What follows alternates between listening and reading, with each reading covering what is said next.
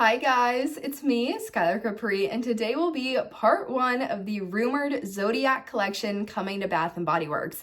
Now, this is going to have to be a part one and a part two because there are 12 fragrances and I don't feel like a 25-minute long video would be the best way to go about it, so I will be separating it into two parts. That being said, if you're returning to my channel, welcome back, and if you're new here, welcome. We do all things Bath & Body Works, especially the body care, so if that sounds like something interesting to you, make sure to hit that subscribe button. And without further ado, let's dive right on into part one. All right, you guys, I'm going to sit on this side of the screen and put some images up right here. The image is pulled off Bath & Bucks. It's a wonderful Instagram account that has all things Bath & Body Works. Super great images. They're clear, and she typically includes the front, so you get to see the packaging, as well as the back, so you get to see set notes and pricing. Highly recommend checking her out. I will have the link in the description box down below. Now, this image on that Bath & Bucks page was pulled off of Enter BBW from TikTok. I don't have a TikTok account, so I'll see if I can link it, but I did want to call it out in the video. Now, the latter half of this video, more about what the fragrances will be, is coming off of lifeinsidethepage.blogspot.com.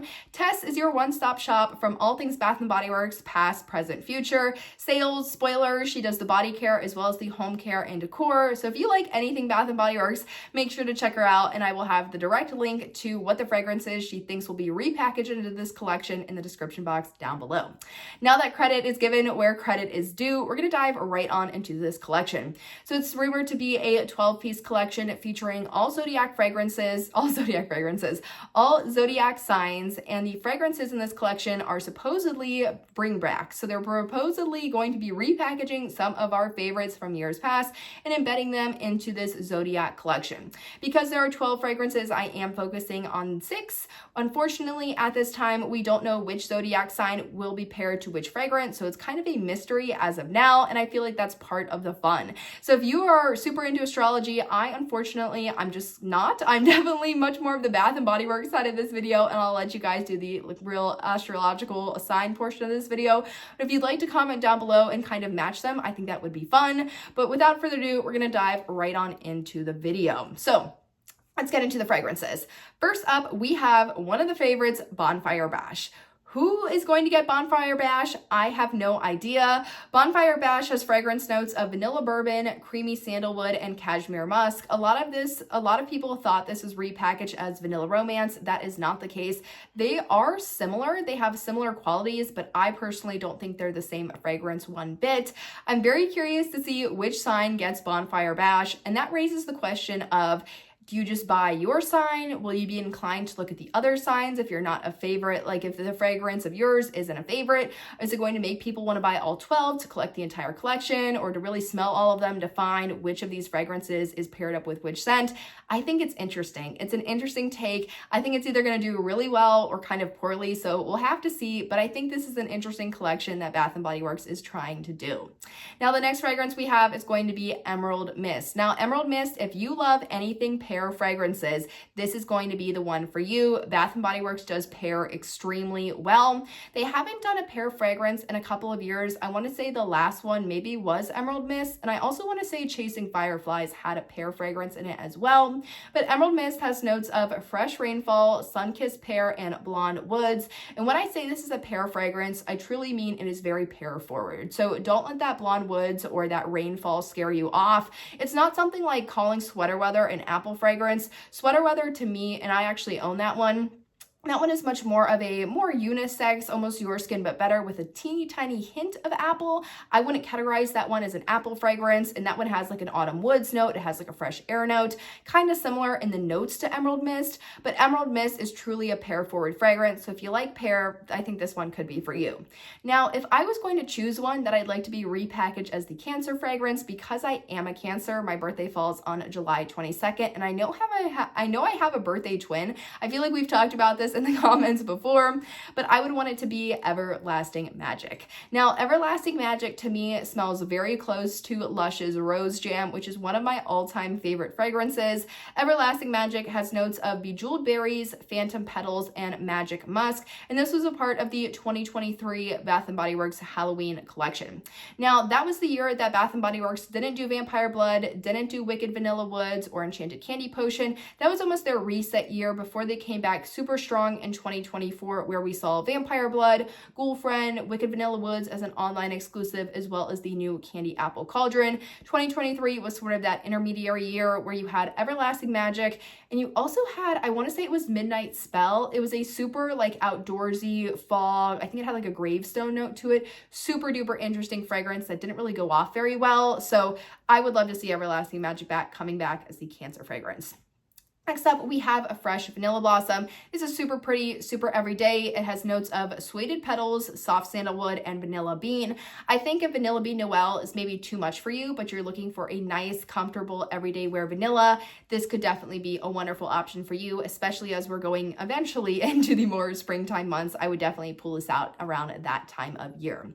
The next one we have is Whipped Rose Latte. Now, a lot of people thought this was going to be the Bath & Body Works Disney Princesses Belle collection, because it did sort of have a rose latte essence vibe. I want to say that one was more buttercups and maybe rose and maybe like white chocolate or something. I don't really remember that one too well, but I remember a lot of people thought that the Belle fragrance could be this.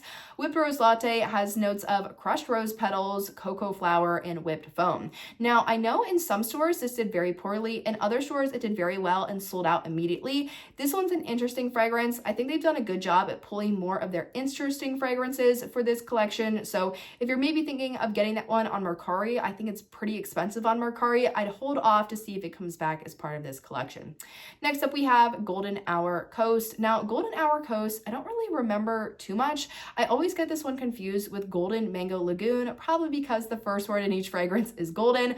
From a scent perspective, they are not similar at all, but Golden Hour Coast has notes of sun-kissed bergamot, golden pear, and radiant woods. So another pear fragrance.